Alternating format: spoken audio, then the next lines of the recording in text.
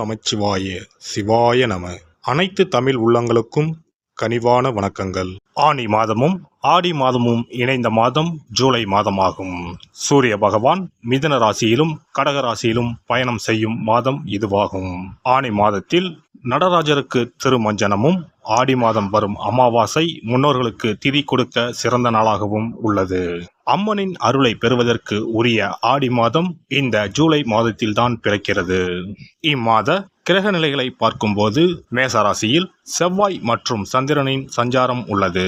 ரிஷபராசியில் குரு பகவானும், மிதுன ராசியில் சூரியனும் சுக்கிரனும் இணைந்துள்ளனர். கேது பகவான் கன்னி ராசியிலும், சனி பகவான் கும்பராசியிலும் உள்ளனர். ராகு பகவான் மீன ராசியில் சஞ்சாரம் செய்கின்றார். இம்மாத கிரக பெயர்ச்சி என எடுத்துக்கொண்டால் சுக்கிர பகவான் ஜூலை 6ஆம் தேதி மிதுன ராசியில் இருந்து கடகராசிக்கு செல்கிறார். செவ்வாய் பகவான் ஜூலை 12ஆம் தேதி மேச ராசியில் இருந்து ரிஷபராசிக்கு இடப்பெயர்ச்சி ஆகின்றார்.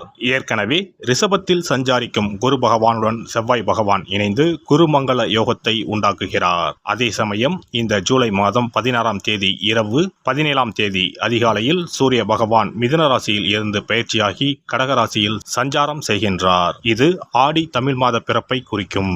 ஜூலை 19ஆம் தேதி புதன் பகவான் கடகராசியில் இருந்து சிம்மராசிக்கு பயிற்சியாகின்றார். சுக்கிர பகவான் ஜூலை 31ஆம் தேதி சிம்ம ராசிக்கு பயிற்சியாகின்றார். சந்திர பகவான் ஜூலை 1ஆம் தேதி அஸ்வினி நட்சத்திரம் மேசராசியில் இருந்து தன் பயணத்தை ஆரம்பிக்கிறார். இந்த கிரக பயிற்சி மற்றும் சஞ்சாரத்தால் உங்கள் வாழ்வில் ஏற்படக்கூடிய சுப மற்றும் அசுப பலன்கள் என்ன என்பதனை பற்றி காண்போம்.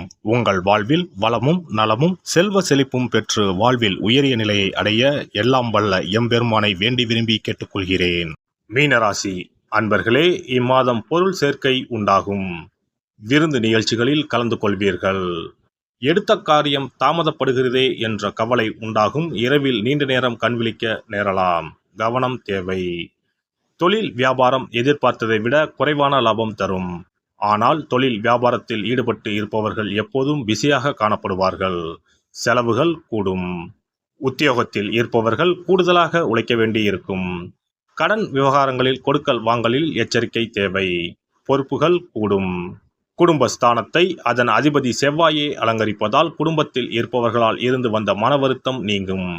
வாழ்க்கை துணையின் உடல்நிலையில் நீடித்து வந்த ஆரோக்கிய குறைபாடு பூர்த்தியாகும். வீட்டிற்கு தேவையான பொருட்களை வாங்குவதன் மூலம் செலவு கூடும். விருந்தினர் வருகை இருக்கும்.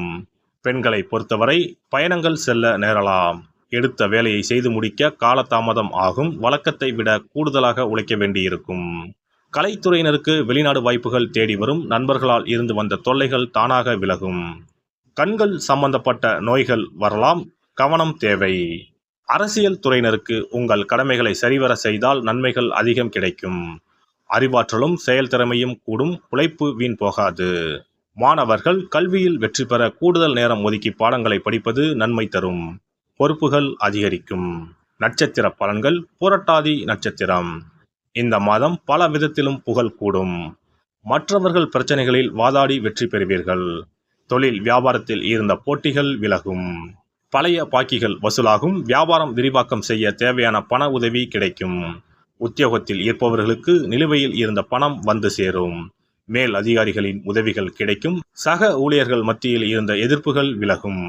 உத்திரட்டாதி நட்சத்திரம். இந்த மாதம் குடும்பத்தில் மகிழ்ச்சி நிலவும்.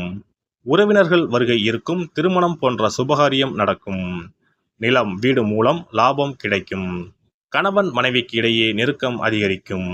சுவையான உணவு கிடைக்கும். மனோபலம் கூடும். ரேவதி நட்சத்திரம். இந்த மாதம் புதிய நபர்கள் அறிமுகமும் அவர்களால் உதவியும் கிடைக்கும். எதிலும் எச்சரிக்கை தேவை. பயணம் செல்ல வேண்டி இருக்கும். வீண் அலைச்சல் உண்டாகும். எதிர்பார்த்த காரியம் வெற்றிகரமாக நடந்து முடியும். பணவரத்து இருக்கும். எதிர்பார்த்த உதவியும் கிடைக்கும். நவக்கிரக குருவை வியாழக்கிழமையில் வணங்கி வர வாழ்க்கையில் முன்னேற்றம் உண்டாகும். மன அமைதி ஏற்படும். குல தெய்வத்தையும் இஷ்ட தெய்வத்தையும் ஒரே நாளில் சென்று தரிசித்து வாருங்கள். காரியங்களில் இருந்த தடைகள் விலகும். தொழில் வியாபாரம் சிறப்பாக நடைபெறும். சிறப்பு தொகுப்பு. ஒரு வெற்றிலை இருந்தால் உங்கள் துன்பங்களில் இருந்து விடுபட முடியும் என்றால் நம்ப முடிகிறதா? ஆம், உங்கள் ராசிக்கும் வெற்றிலை பரிகாரம் இருக்கிறது. அவற்றிற்கான வழிபாட்டு முறைகள் பற்றி காண்போம். பண்டிகை, திருவிழா, வீட்டில் விசேஷம் என்றால் வெற்றிலை பாக்கு வைத்து உறவினர்களை அழைப்பது வழக்கம்.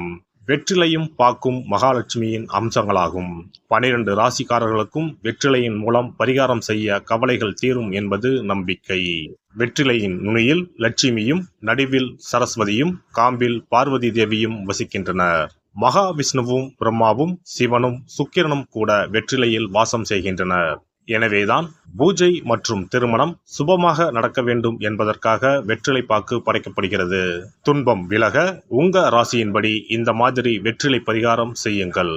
வெற்றிலை பரிகாரத்தில் எல்லோரும் ஒரே மாதிரியான பரிகாரத்தை செய்தால் பலன் தராது. அவரவர் ராசிக்கு தகுந்தபடி சில இஷ்ட தெய்வங்களையும் சில கிரக தெய்வங்களையும் பொறுத்து உங்களுடைய பரிகாரத்தை மாற்றிக்கொள்ள வேண்டும்.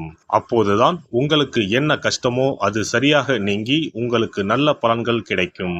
உங்களுடைய ராசியின்படி வெற்றிலையில் குறிப்பிட்ட கிழமையில் பரிகாரம் செய்தால் உங்கள் துன்பம் விலகும், பிரச்சனைகள் தீரும்.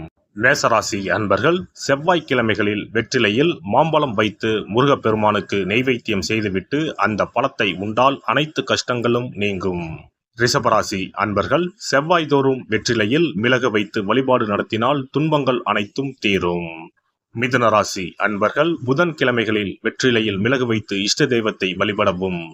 பின்னர் அதையே பிரசாதமாக சாப்பிட்டால் துன்பங்கள் எல்லாம் நீங்கும். கடகராசி அன்பர்கள் வெள்ளிக்கிழமை தோறும் வெற்றிலையில் மாதுளை பழத்தை வைத்து காளியை வழிபாடு செய்து பின்னர் அந்த மாதுளை பழத்தை சாப்பிட்டால் துன்பங்கள் நீங்கும். சிம்மராசி அன்பர்கள் வியாழக்கிழமைகளில் வெற்றிலையில் வாழைப்பழத்தை வைத்து இஷ்ட தெய்வத்தை வழிபடலாம். பின்னர் அந்த பழத்தை பிரசாதமாக உண்டால் கஷ்டங்கள் நீங்கும். கன்னிராசி அன்பர்கள் வியாழக்கிழமையில் வெற்றிலையோடு மிளகு வைத்து உங்கள் இஷ்ட தெய்வத்தை வணங்குங்கள். உங்கள் துன்பம் துயரம் எல்லாம் தீர்ந்துவிடும். துலாம் ராசி அன்பர்கள் வெற்றிலையில் கிராம்பு வைத்து உங்கள் இஷ்ட தெய்வங்களை வழிபட்ட பின் அதை உண்டால் அனைத்து துன்பங்களும் நீங்கும். விருச்சிக ராசி அன்பர்கள் வெற்றிலையில் பேர்ச்சம்பழம் வைத்து செவ்வாய்தோறும் உங்கள் இஷ்ட தெய்வத்தை வழிபட்டால் துன்பங்கள் நீங்கும். தனுசு ராசி அன்பர்கள் வெற்றிலையோடு கற்கண்டு வைத்து வெள்ளிதோறும் இஷ்ட தெய்வத்தை வழிபட்டு பின்னர் கற்கண்டை சாப்பிட்டால் துன்பங்கள் விலகும். மகர ராசி அன்பர்கள் வெற்றிலையோடு அச்சு வெல்லம் வைத்து வெள்ளிதோறும் காளியை வழிபட்டால் துன்பங்கள் துயரங்கள் நீங்கும். கும்பராசி அன்பர்கள் வெற்றிலையோடு நெய் வைத்து சனிக்கிழமைகளில் காளி தெய்வத்தை வழிபட்டால் உங்கள் துன்பங்கள் எல்லாம் தீரும். மீனராசி அன்பர்கள் வெற்றிலையோடு சர்க்கரை வைத்து ஞாயிறு தோறும் இஷ்ட தெய்வத்தை வழிபட்டால் துன்பங்கள் எல்லாம் விலகும். எல்லாம் வல்ல இறையருளால் நீங்களும் உங்கள் அன்பு குடும்பமும் உடல் நலம், நீலாயுள், நிறை செல்வம், உயர் புகழ், மெய்ஞானம் ஓங்கி வாழ்க வளமுடன். இந்த வீடியோ பதிவு உங்களுக்கு பிடித்திருந்தால் லைக் பண்ணுங்க, கமெண்ட் பண்ணுங்க, ஷேர் பண்ணுங்க, மறக்காம சப்ஸ்கிரைப் பண்ணுங்க, பக்கத்துல இருக்கிற பெல் பட்டனை கிளிக் பண்ணுங்க. நன்றி, வணக்கம். ஓம் நமச்சிவாய, சிவாய நம.